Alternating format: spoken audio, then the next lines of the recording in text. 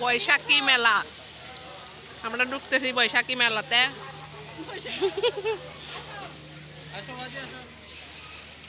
প্রথমে হয়েছে পপকর্ন আর পানি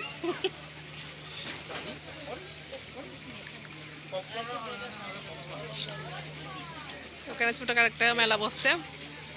ওয়ান্ডারল্যান্ডের ভিতরে